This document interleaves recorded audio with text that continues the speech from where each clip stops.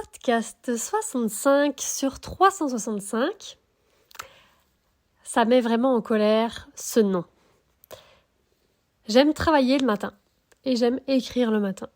Là, j'ai dormi comme un bébé, c'est les vacances scolaires. Puis j'avais quelque chose à faire pour ma mère, donc j'écris un peu plus tard.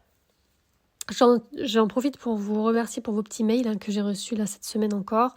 Je tiens en compte ce que je lis et j'essaye de parler de tous les sujets que vous me partagez. Certains, c'est pas encore, mais ça va venir. En fait, certains sujets sont plus compliqués et je les aborderai plutôt en septembre-octobre avec les 2 chevaux que j'ai au travail à ce moment-là. Donc sachez que je note vos questions et que la réponse, elle viendra. Là, on va parler de toi. Tu es de quel type quand tu t'énerves ? Est-ce que tu es du type à exploser quand tu t'énerves, quand tu es en colère, tu vois ? Ou est-ce que tu es plutôt du type où ça se voit pas trop quand tu es en colère, limite toi tu le sais pas trop non plus, et que tu imploses à l'intérieur. Donc que la colère, au lieu d'exploser, implose et puis tu as l'impression que c'est à l'intérieur que ça implose. Donc ne me réponds pas que tu t'énerves jamais, parce que c'est faux. Ou alors, si tu es vraiment sincère, la question est alors, quand est-ce que tu te sens triste ? Car sans colère, il y a beaucoup de tristesse. Est-ce que tu sais ce qui te met en colère ? Quand ton cheval ne fait pas quelque chose alors qu'il connaît, par exemple, ou quand ton cheval se met rouge et que tu comprends pas pourquoi ? En tout cas, je veux bien ta réponse par email, si ça te dit d'échanger là-dessus. Ça m'intéresse, le sujet de la colère et par rapport à ton cheval. Donc j'ai remarqué qu'il y a un truc qui met en colère pas mal de personnes. Donc on va en parler de ça. Mais si tu as d'autres raisons, je veux bien que tu me les dises. Et voilà. Mais ce truc-là, déjà, ça va t'aider si ça te concerne. On va prendre un exemple. Tu demandes quelque chose à ton cheval, un exercice, et il te dit oui. Bon, ok, en général, on est content, tu vois, qu'on obtient un oui. Tu demandes à ton cheval de faire quelque chose encore, et là, cette fois-ci, il te dit non. Bon. Quand c'est nouveau, on se dit en général, c'est nouveau, c'est pas clair, tout ça. Et c'est plutôt quand on refait, que le cheval, on sait qu'il connaît bien et qu'il fait pas, que là, éventuellement, ça peut agacer. Donc, est-ce que ça met en colère ? Oui, mais c'est pas forcément de ça dont on va parler aujourd'hui. Ça peut arriver aussi, donc je le dis quand même. Mais bon, dans la relation, on est 2, tu le sais bien, le cheval et toi.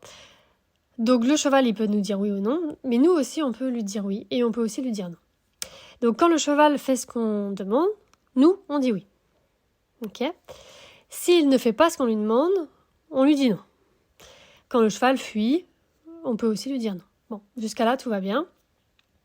Là où ça énerve, mais en général, ça énerve pas dès la première fois, c'est pour ça que c'est pas forcément évident à voir, c'est quand le cheval dit non à notre non. Tu vois, une fois qu'on sait le voir, ça va plus vite, mais au départ, on le sait même pas, on voit même pas.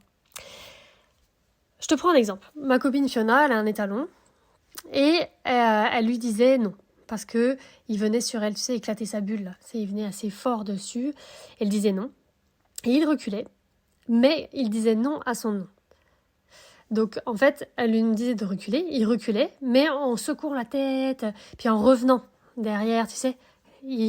Donc, il disait non à son non. Elle disait non, recule, et lui, il disait non, je ravance. Et il secouait la tête. Et donc, c'était de pire en pire. Tu vois, le cheval finissait par être encore plus violent avec elle. En allant au bout du non, donc je lui ai expliqué comment faire ça. Donc, qu'ils disent oui à son non, il s'est apaisé. Donc depuis, elle a réussi à avoir un super cheval de loisir d'ailleurs. Et il vient au travail en septembre, donc vous le rencontrerez bientôt. Je vous partagerai les vidéos de notre travail. Pourquoi ça énerve le non au non, quand on reçoit un non à notre non ? Parce qu'on a un besoin qui n'est pas comblé.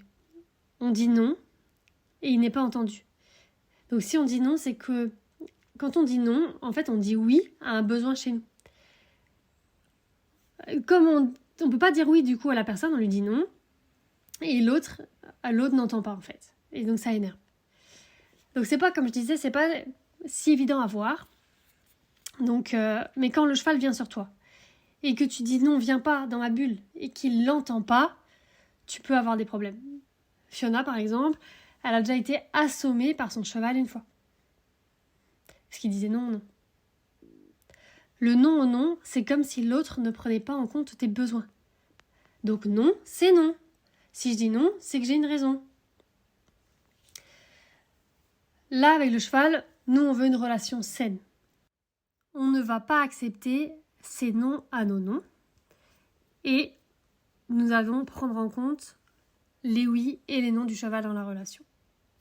Et je vais sortir dans peu de temps une formation sur ce sujet parce que ça me paraît vraiment primordial de créer cette clarté dans la communication et de devenir un leader qui sait écouter et apporter à son cheval. À demain.